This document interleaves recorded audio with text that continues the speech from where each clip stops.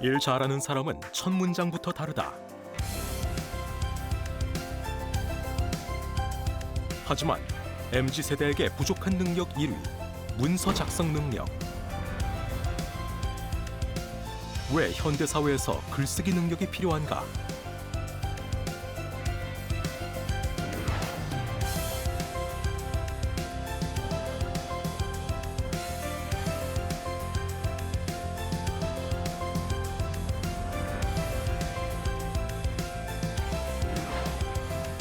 내 자기소개서는 왜 통과되지 못할까? 좋은 기획안은 뭐가 다를까? 아무도 알려주지 않은 글쓰기의 규칙, 논리적인 글쓰기의 위대한 힘. 논리야, 글쓰자.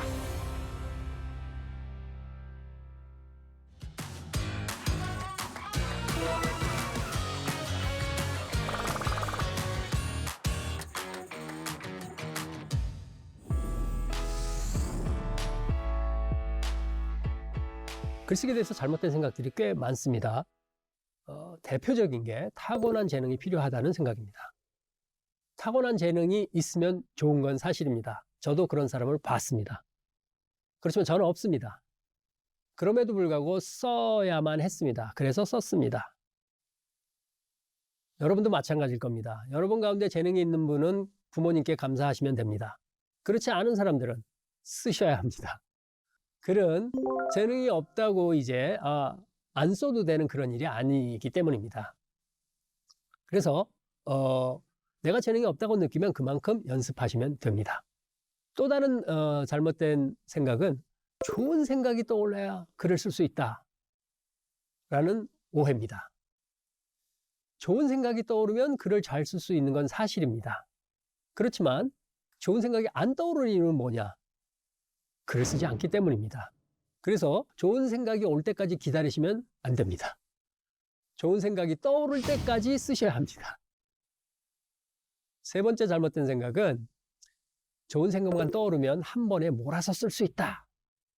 이런 오해입니다. 여러분은 얼마나 좋은 생각을 많이 하셨는지 모르겠지만 제가 그리 많지는 않지만 몇 번 해봤습니다. 그런데 그런 좋은 생각이 떠올랐다 하더라도 그 생각을 글로 옮기는 일은 무척 어렵고 시간이 걸렸습니다. 그래서 좋은 생각이 떠올 때까지 기다리신 다음에 한 번에 몰아서 쓸 생각을 하지 마시고요. 꾸준히 쓰면서 좋은 생각을 떠올려 보도록 하셔야 되고요. 그 다음에 계속 쓰는 가운데 더 좋은 생각이 떠올 수 있을 가능성이 높다는 사실을 잊지 않으시면서 쓰시면 좋겠습니다. 또 배경 지식이 풍부해야 좋은 글을 쓸 수 있다. 그런데 나는 아직 그 지식이 부족하기 때문에 못 쓴다. 이렇게 생각하는 분도 많습니다. 어떤 부분은 맞고요. 어떤 부분은 사실은 맞지 않습니다. 왜 그런가 하면 일반적으로 많은 지식은 글쓰기에 도움이 됩니다. 하지만 배경 지식 축적을 위해서 글쓰기를 마냥 늘리다 보면 글 쓰는 시간이 점점 줄어들죠. 대개 글쓰기는 시간 제한을 갖고 이루어지는 활동입니다. 배경 지식 쌓느라고 점점 시간이 없어지면 그 써야 되는 때까지 글쓰기 시간을 확보하기가 굉장히 어려워집니다. 지식 쌓는 데 치중하느라 많은 시간을 쓰는 대신에 가능하면 빨리 쓰기 시작하시고요. 필요한 지식을 보완하시는 전략으로 가는 게 좋습니다. 자기소개서 여러분들 많이 쓰시죠, 요즘? 자, 자기소개서를 쓰는 시점이 한국은 대학을 졸업하고 씁니다. 대표적으로 미국이나 또 다른 유럽의 다른 나라에서는 그게 대학에 들어갈 때 씁니다. 쓰는 시점이 왜 중요하냐? 자신에 대해서 먼저 깊이 생각할 시점이 언제냐에 따라서 조금 더 자신의 강점을 살릴 기회가 높아집니다. 우리는 고등학교 때 그냥 대학에 들어가는 입시에 치중하다 보니까 내가 어떤 사람인지를 알도록 주변에서 돕거나 또 대학에서도 그런 걸 입학 과정에서 그런 걸 돕기보다는 뭐 자기소개서를 쓰는 칸이 없진 않지만 그 비중이 상당히 낮다는 의미입니다. 그에 비해서 이제 미국 대학에 들어가기 위해서는 써야 될 서류들이 많은데 그 서류를 쓰면서 자기가 어떤 사람인지를 발견하게 됩니다. 그런 기회를 제공하는 거죠. 대학 입시 단계에서. 근데 우리는 그것을 입사하는 시점에, 즉 대학을 졸업하고 나서 이제 일을 해야 될 시점에 그거를 이제 진지하게 생각합니다. 뭐 없는 것보단 낫지만 아쉬운 면이 있다는 말씀입니다. 자기소개서를 염두에 두고 글쓰기를 생각해 보시죠. 우리만큼 자기 자신에 대해서 아는 사람이 있을까요? 여러분이 어리다면 아마 부모님이 여러분보다 여러분을 조금 더 아실 수 있습니다. 하지만 성인이 된 여러분의 경우에 여러분 자신만큼 여러분에 대해서 많이 알고 있는 사람은 없습니다. 즉, 여러분은 여러분의 전문가이십니다. 한 심리학자의 주장에 따르면 남이 자신보다 더 잘 아는 부분도 있다고 합니다. 그게 아주 놀랍게도 그게 지능이나 창의성인데요. 나는 똑똑해라고 생각해도 주변 사람들이 아니야, 넌 아니야 그러면 주변 사람의 말이 더 맞을 가능성이 높다는 겁니다. 어쨌든 핵심은 우리에 대해서 이렇게 많이 알고 있음에도 생각보다 사람들이 자기소개서를 쓰기 어려워합니다. 그 내용을 조사한 논문들이 서너 편이나 됩니다. 제가 확인한 것만 서너 편이 되는데 자기소개 쓰기가 왜 어렵니? 라는 그런 질문에 대한 답변으로 이게 제가 쓰는 게 이게 맞는 내용인지 모르겠어요. 뭐 구성을 어떻게 해야 될지 모르겠고요. 그 자신에 대해서 칭찬하는 것 같아서 좀 나쁘끄럽습니다. 뭐 심지어 쓸 내용이 없네요.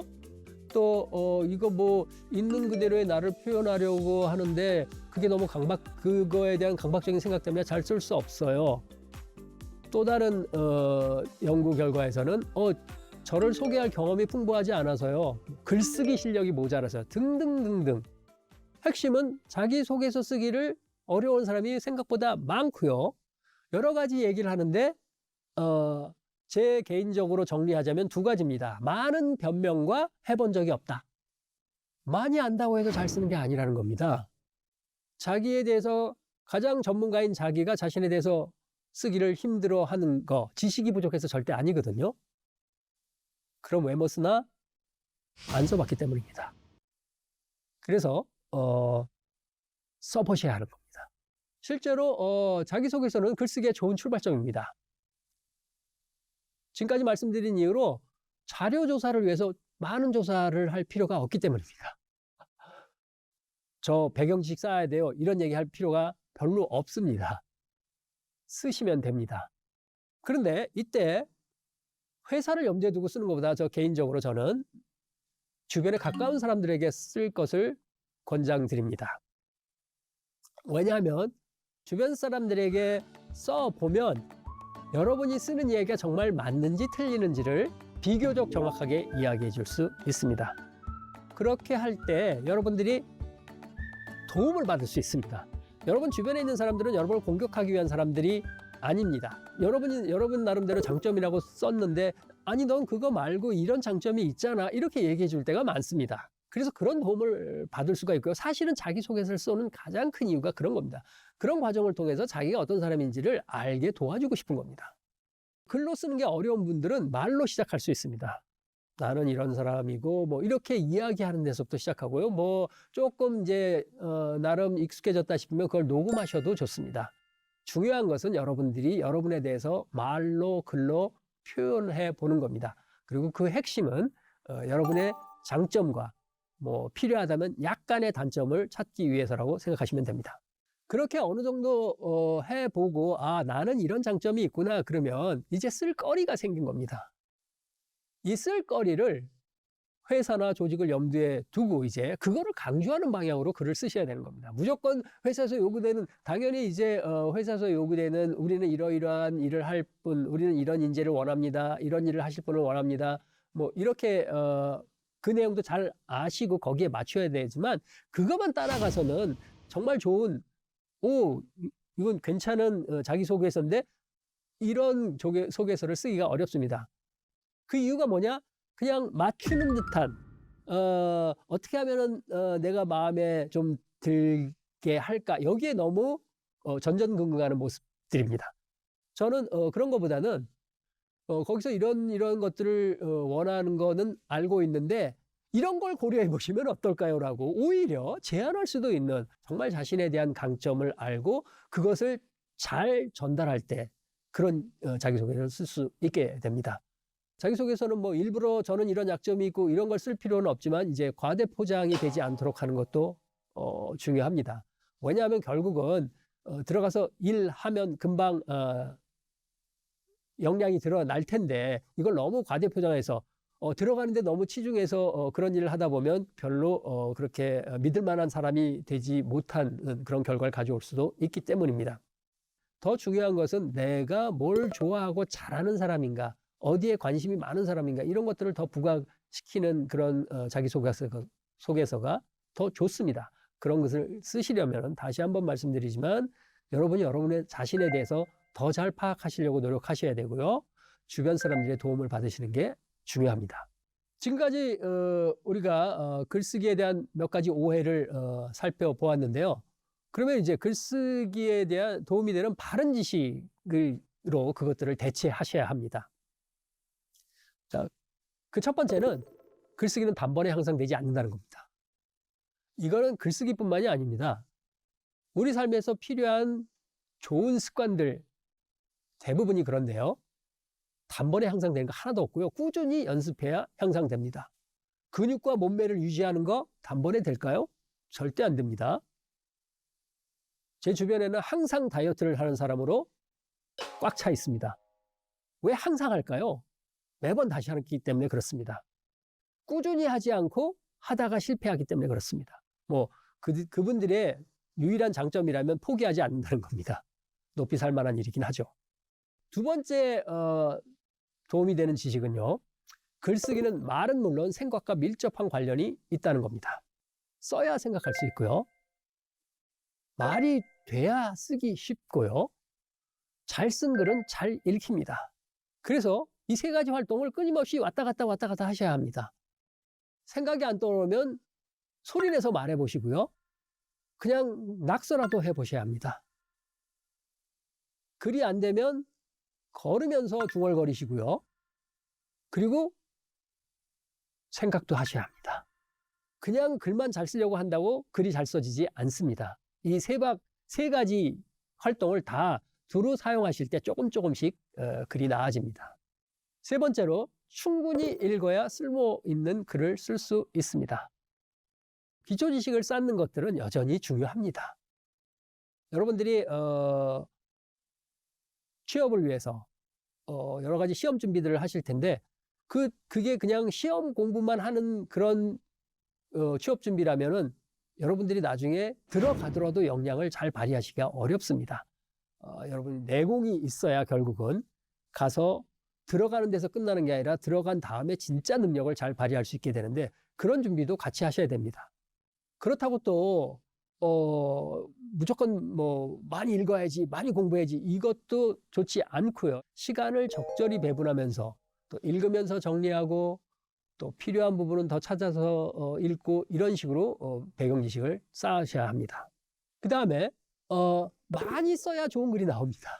대표적으로 비틀즈의 히트곡이 아마 역사적으로 막 그렇게 성공한 그룹이 없을 텐데 근데 비틀즈가 어떻게 그렇게 많은 성공을 했는지를 어떤 사람이 추적해서 연구 조사를 해봤는데 비틀즈는 수많은 히트곡보다 훨씬 더 많은 히트하지 못한 곡이 있습니다. 그래서 그들이 작곡한 곡에서 히트할 비율은 대충 비슷합니다.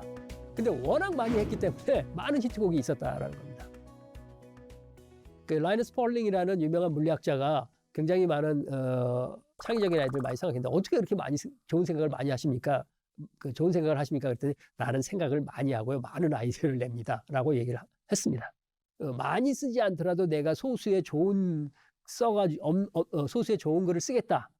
이런 생각을 하시면 하나도 못 쓰고 마무리할 가능성이 높습니다. 그 대신 내가 일단 많이 쓰고 많이 쓴 가운데 좀 좋은 놈을 골라서 그걸 가지고 뭔가 승부를 걸어보겠다. 이게 더 좋은 전략이라는 겁니다. 한 글을 써도 버전도 여러 개 만드는 게 좋다는 연구 결과도 있습니다. 그래서 이런 식으로 접근해 볼까? 저런 식으로 접근해 볼까? 뭐 이런 식으로 해본 다음에 그중에 제일 나은 거. 여러분들 옷 입을 때도 그렇지 않습니까? 그냥 하나 입고 이 옷을 어떻게 살릴까? 이렇게 고민하고 옷 입나요? 뭐 이 옷 저 옷 뭐 갖다 대보고 이러다가 이게 괜찮겠네. 그러면 뭐 새로운 조합이 나오고 그렇게 되는 것도 마찬가지겠죠. 마지막으로 좋은 단어나 표현 그리고 문장을 발견하시면 정리해 두세요. 이게 다 여러분의 재산입니다. 글쓰기 재산. 이 글쓰기 재산이 풍부한 사람들은 글을 잘 쓸 가능성이 높습니다. 뭐 부자니까요. 뭐 있는 거 여기저기서 갖다 쓰면은 뭔가 그럴듯한 게 만들어질 가능성이 높습니다. 좋은 글은 디테일에 달려 있습니다. 이 디테일은 수집에서 시작합니다. 여러분들이 여기저기서 모아서 축적해 놓으면 필요할 때 기묘하게 쓸 수 있습니다. 자, 지금까지 우리가 약간의 오해도 몇 가지 오해도 바로 잡았고요. 그 다음에 도움이 되는 지식도 살펴보았습니다. 거기에 추가해서 이번 강의에서는 누구에게 왜 쓰는 글인지에 대해서 강조하고자 합니다. 이게 너무너무 당연한 것 같은데도 우리가 이게 분명하지 않으면 글이 제 모양을 갖추기가 어렵게 됩니다. 편의상 글은 네 가지로 나눠볼 수 있습니다. 하나는 창작글인데요. 뭐 소설과 같은 이제 허구죠. 그런가 하면 이제 표현글, 시, 감상문 뭐 이런 글쓴이의 느낌, 생각을 이제 담는 글입니다. 감정일기 같은 경우도 일종의 이제 표현글이 되겠죠. 그런데 이제 그 중에 어떤 거는 야 이건 누군가하고도 나누고 싶어. 뭐 그래서 또 이걸 자기가 자기를 표현하기 위해서 썼지만은 또 나누기 위해서 누군가에게 공유할 수도 있습니다. 나머지 두 글은 하나는 이제 사실글입니다.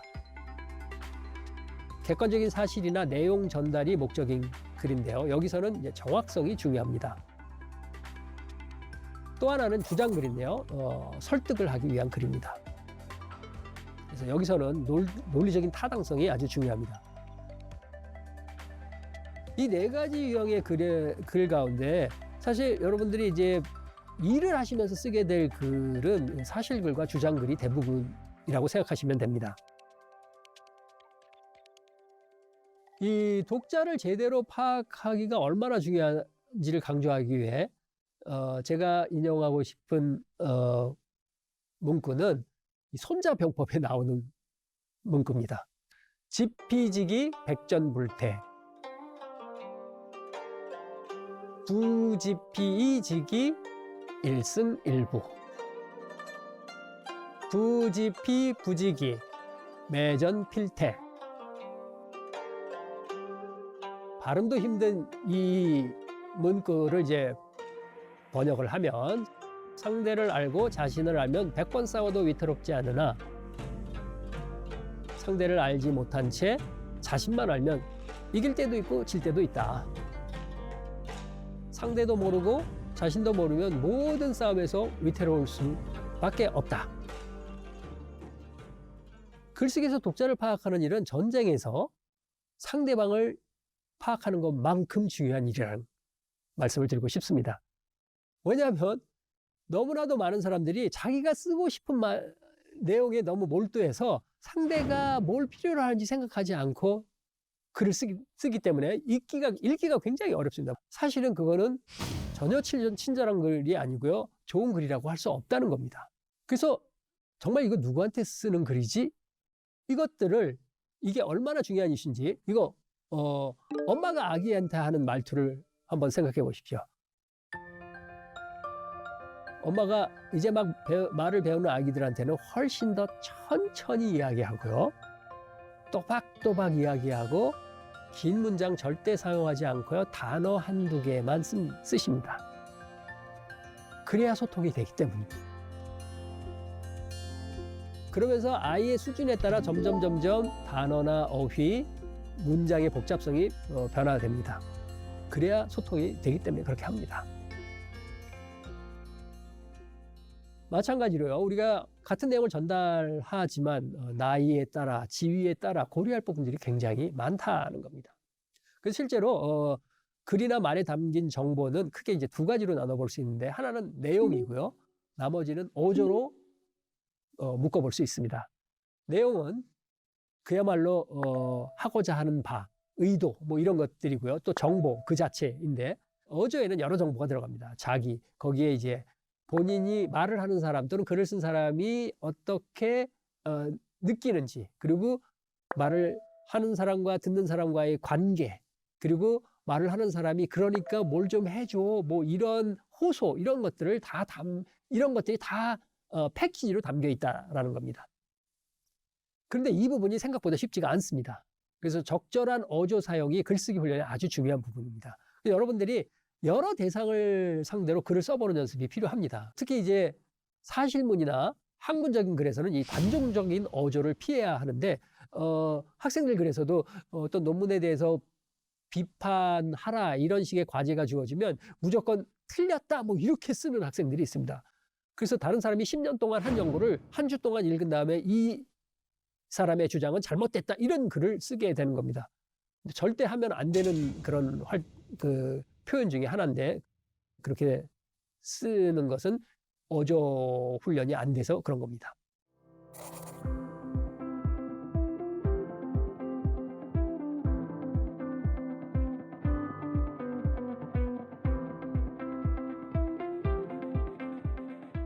이 어조라는 게 얼마나 그 독자들을 배려했는지를 사실은 이 어조를 통해서 나타납니다. 그래서 글을 쓸 때는 끊임없이 독자가 요 문장이나 요 표현에 대해서 어떻게 생각할까 이런 것들을 생각하시면서 써야 됩니다.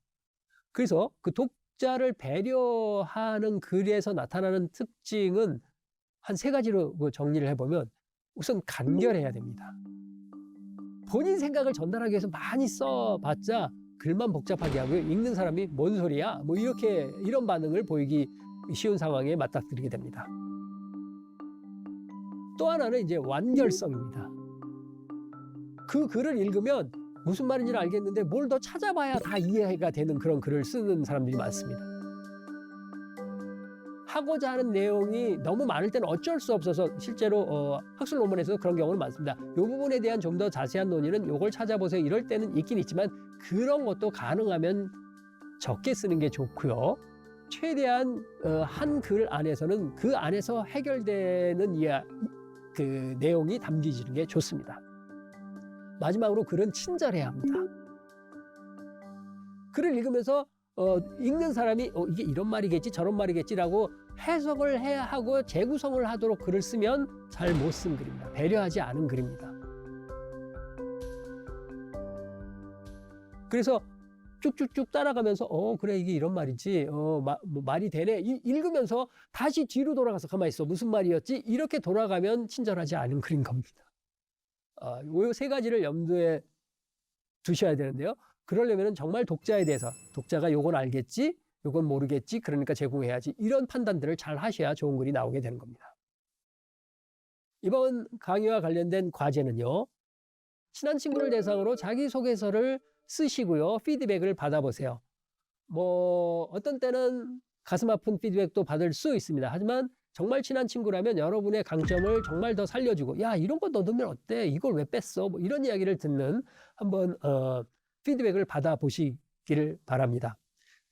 그리고 거기서 끝내지 말고 대상을 바꾸어서 모르는 또래에게 한번 자기소개서를 써보시기도 추천합니다. 사실 이제 여러분 정도의 나이나 그 사회적인 지위를 생각할 때 자연스럽게 자신을 편안하게 그리고 강점을 충분히 부각하면서 소개할 수 있는 사람이 되어야 합니다. 그러려면 연습을 하시는 수밖에 없습니다.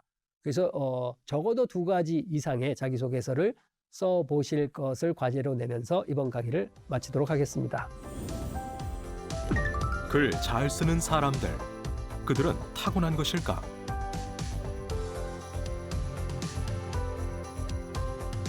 아는 게 많아야 글을 쓸 수 있을까? 글쓰기를 두렵게 만드는 오해와 편견들. 하지만 보이는 게 전부는 아니다. 우리가 미처 모르고 있었던 진실들. 수많은 히트곡을 낸 비틀즈에게는 우리가 잘 모르는 히트하지 못한 더 많은 곡들이 있고